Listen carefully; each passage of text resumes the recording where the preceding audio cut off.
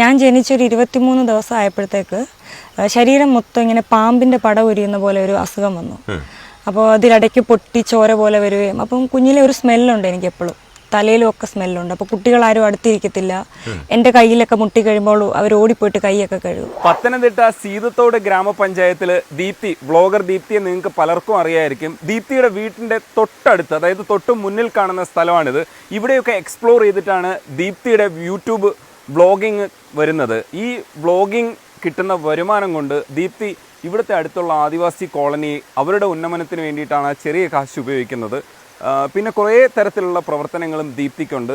ഇതിനൊക്കെ ഈ ഗ്രാമത്തിൻ്റെ ഭംഗിയും ഇവിടുത്തെ ഒരു സാധാരണ ബ്ലോഗറായി നിന്നുകൊണ്ടുള്ള ചെറിയ വരുമാനമൊക്കെയാണ് ദീപ്തി ഉപയോഗിക്കുന്നത്. ദീപ്തി പൊളിയാണ്. ദീപ്തിയെ കണ്ടുപിടിച്ചതേ സീതത്തോട് ഗ്രാമപഞ്ചായത്തിൽ നമ്മൾ എത്തിയിട്ടുണ്ട്.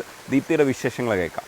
ഹായ് ദീപ്തി, ഈ കുഞ്ഞു വരുമാനം എന്ന് പറയുമ്പോൾ കുറച്ച് കൃഷിയും കാര്യങ്ങളൊക്കെ ഉണ്ട്, ഒപ്പം ഈ പറയുന്ന ഒരു എക്സ്പ്ലോറേഷൻ, ഗ്രാമത്തിൻ്റെ ഒരു എക്സ്പ്ലോറേഷൻ, ഇതിനകത്ത് നിന്നിട്ടുള്ള ചെറിയ വരുമാനം കൊണ്ട് സംരക്ഷിക്കാൻ പറ്റുമോ ഇവരുടെയൊക്കെ? എല്ലാവരെയും പറ്റത്തില്ല. അപ്പോൾ നേരത്തെ ഇതൊന്നും ആർക്കും അറിയത്തില്ലായിരുന്നു, നമ്മൾ ആരുടെടുത്തും പറഞ്ഞിട്ടുമില്ലായിരുന്നു. അപ്പോൾ എപ്പോഴാണോ എന്നെ കൊണ്ട് മാത്രം പറ്റില്ല എന്ന് തോന്നിയത്, അന്നേരമാണ് നമ്മളിത് വീഡിയോ വഴി പുറത്തേക്ക് കാണിച്ചത്. അപ്പൊ ഇപ്പൊ ഒരുപാട് ആൾക്കാർക്ക് അതൊരു എന്താ പറഞ്ഞ വിഷമമായിപ്പോയി. സ്വന്തം കുഞ്ഞുങ്ങളൊക്കെ ഉള്ളവർക്ക് ഈ കുഞ്ഞുങ്ങൾ ഇങ്ങനെ കാട്ടിക്കിടക്കുന്നതൊക്കെ കണ്ട് വിഷമമായിട്ട് ഇപ്പൊ അവരുടെ മക്കളുടെ പിറന്നാളോ അല്ലെ വീട്ടിൽ എന്തെങ്കിലും വിശേഷ ദിവസം ഉണ്ടെങ്കിൽ ഇപ്പൊ ഇവരോടൊപ്പമാണ് അവർ ആഘോഷിക്കുന്നത്. അപ്പൊ അവർക്ക് ഭക്ഷണം കറക്റ്റ് ആയിട്ട് എത്തുന്നുണ്ട്. നമ്മൾ ചെയ്യേണ്ടത് ചെയ്യും.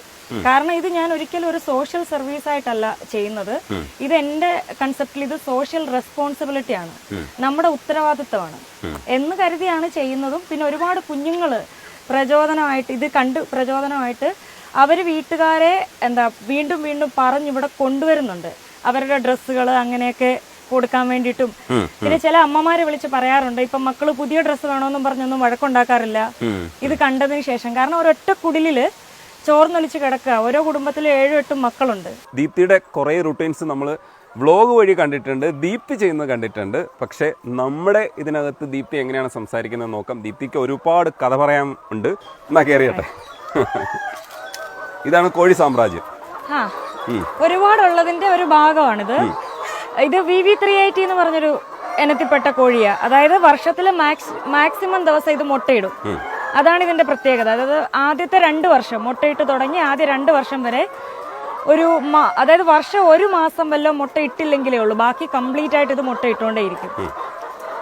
ചെറിയ രീതിയിൽ കൃഷി ചെയ്യുന്നവർക്ക് വളരെ നല്ലതാണ് ഈ VV380 എന്ന് പറയുന്നത്. അപ്പൊ ഈ കൂടിന്റെ പേര് ഹൈടെക് കൂടെന്നാണ്. ഹൈടെക് കൂടിന്റെ പ്രത്യേകത എന്താണെന്ന് വെച്ചാൽ ഇവിടെ ലേബേഴ്സിനെ വളരെ കുറച്ച് മതി. 4-5 ആൾക്കാർ ചെയ്യുന്ന പണിയാണ് കുറഞ്ഞു കിട്ടുന്നത് ഈ ഒരു ടൈപ്പ് ആകുമ്പോൾ. ഇതിൽ നമ്മൾ ഫുഡ് ഇട്ട് കൊടുക്കും, മുട്ട ഇങ്ങോട്ടേക്ക് വരും. മുട്ട ഇങ്ങോട്ടേക്ക് ഉരുണ്ട് വരുമ്പോഴത്തേക്ക് ഇത് കൊത്തി പൊട്ടിക്കുന്നതൊക്കെ കുറവായിരിക്കും. നമ്മൾ ഇതുപോലെ 2 ടാങ്ക് അല്ലെങ്കിൽ ബക്കറ്റിലാണ് വെള്ളം നിറച്ച് വെക്കാറുള്ളത്.